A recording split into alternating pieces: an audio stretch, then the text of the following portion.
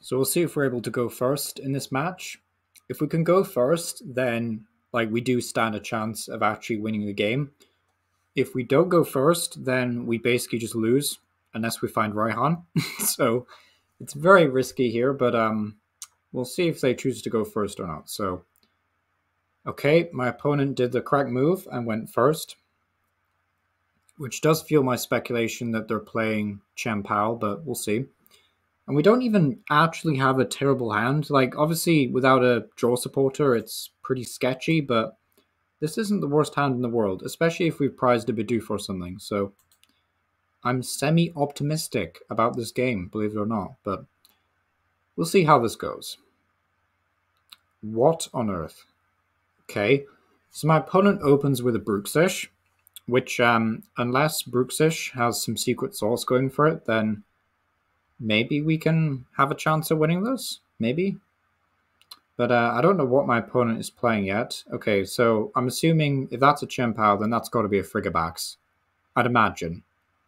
Also, I don't think this is even a problem with my internet. I think it's just a problem with live, but hopefully that loans in that, look, wait, what? Is that Floatzel? Okay, so I'm really, sorry, I'm really confused as to what deck my opponent's playing, but I guess time will tell. Time will tell. What are you playing? Something with Chen Pao. I don't know. They didn't attach energy, which is also really good. Unfortunately, though, we did not prize a single basic, which is a shame. So all I'm going to do here is just Tongue Slap, and then that'll be it. Basically, Tongue Slap is super irrelevant with Bruxish math, but it might be relevant later down the line, so I don't know. Doesn't seem that impactful. So I think my opponent isn't playing a very good deck, just based on what they've shown so far. But that is a Frigabax, which is very scary. And they have attached energy to Chen Pao. Okay, definitely getting a bit more scary. So my opponent will be able to get plenty of energy into hand. So if they're going for the rare candy play next turn, then that's definitely a problem. Actually, if they have rare candy next turn, I think we do just lose, but yep, we'll see. We'll see, we'll see. Of course, we top deck another energy, because why not? But what we can do is we can evolve to Cloyster. And we can attach a, just attach a Rigid Band, I think. Another energy, which is fine. And then all we need to do is follow up with a Protect Charge. Obviously, this deck is extremely simple to play. This is all you're doing. You just swing for 80 damage. The funny thing is, if this did more than 80 damage, it would be not great, but at least a bit decent. But it's just like the fact that you just do so little damage. So hopefully my opponent discards 2 energy or something, like they just mess up completely and waste their energies. That'd be great. I hope they do that, because I really need to like draw into another Pokemon. I do play plenty of Pokemon Search. I'm not running VIP Pass in this list, which is probably a mistake. I cut them out in favor of Crushing Hammers because I just wanted to kind of like embrace the meme that is Cloyster. But okay, my opponent did not discard anything, and we dead drew. So yeah, that's a bit sad. So yeah, I think it's safe to say my opponent has a what's it called? Baxcalibur in hand. But yeah, that's a bit sad. It's a bit sad that the game ended like this. I was kind of hoping that we would maybe draw a Pokemon there, and yeah, he's got the thumbs up, so it's a Baxcalibur. Oh, it's a bit of a shame. Oh well.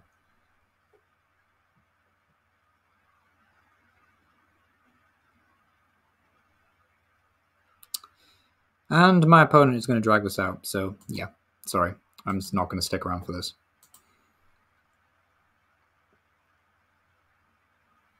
Okay, so we actually have a mulligan here, which doesn't really surprise me, even though I'm playing about 7 or so basics.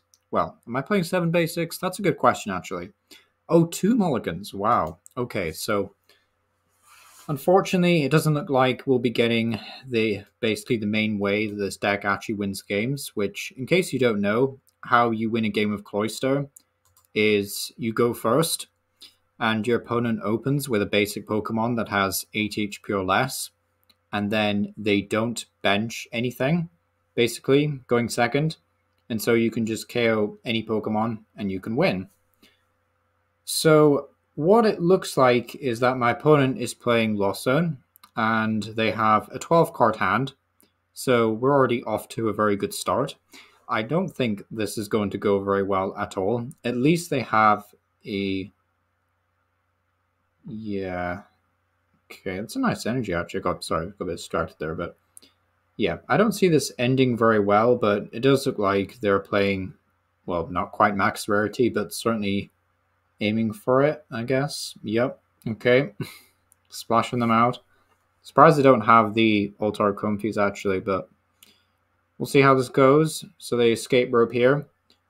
And this is probably going to be another one of those instances where I either have to speed up recording and editing, or I have to talk for the next 4 minutes while my opponent does flower selectings. What was that? Was that a...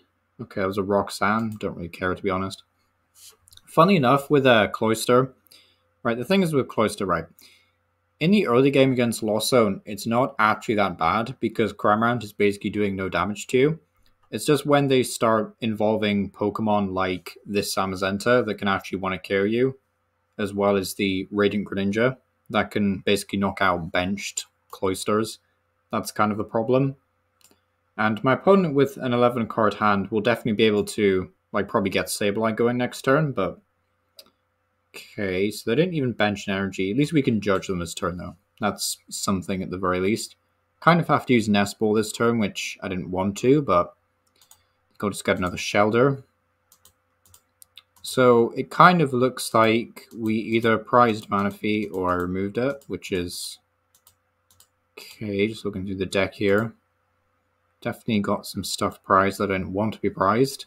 Crushing Hammers, sadly, isn't going to be doing anything in this matchup. I'm assuming we'll get KO'd, but I'm just going to attach an energy anyway. I don't think it really matters, to be honest. Just going to judge. My opponent will be very... Well, I guess I should have attached the benched, so then I can find another... Yeah, I think that would have made more sense, but at least we have Raihan anyway, so hopefully it doesn't matter too much. And then the, what is it, Tongue Slap is not going to be super relevant here, but at the same time, it's not complete garbage either. So our hand actually isn't that bad for a 3-card hand, because we have the energy for next turn in Raihan, so at the very least, we can actually get Cloyster going. Now, I could get Bibarel with Raihan as well, which wouldn't be actually like a terrible option, but we'll have to see what my opponent is able to do with their hand, because judging a Lost Zone player down to 4 cards isn't that detrimental half the time. Like, they do have less options, but they're probably going to be able to find like a Colress Experiment, so yeah. That's another reason why you can't really do chip damage against Lost Zone, is that they're probably playing like 4 copies of switching cards, so yeah, it's a bit unfortunate. Definitely should have attached an energy to the bench Shelter. That was arguably a big misplay. One of the biggest misplays you can actually do in this game is actually attaching energy to your active Pokemon, knowing that it's probably going to get KO'd, but at the same time, I don't think it matters too much. They can probably... I'm trying to click on this thing. Why is it not? Okay, there we go. So they did send their Forest Seal Stone to the Lost Zone, which is a good indicator that they're actually playing the Dragonite. So they do pass over, which is nice.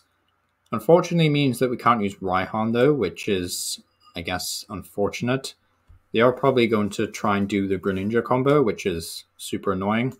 I kind of don't want to Iono them here, but I think I'm just going to do it. I'm a bit skeptical that I will be able to Iono into what I need, so I'm actually just going to attach energy. I'm going to go all in for this. I think this isn't going to go very well at all. I think it'll just go downhill as soon as Zamazenta starts attacking, but we'll have to see. So we did get the Pokemon, which is good. We can, at the very least, Ultra Ball away. Well, I don't really want to get rid of another Rigid Band, but I kind of have to at this point. Unless I get rid of both Pokegears. Suppose that's an option. Yeah, why not? Okay. I'll get rid of both Pokegears here. Because we're already drawing a bunch of cards anyway. This deck obviously doesn't really care much about draw supporters, because once you get Bibarel going, you don't need a whole lot really. Like maybe more Raihan would be a good idea. But at the same time, you really just... Did I just evolve the wrong Pokemon?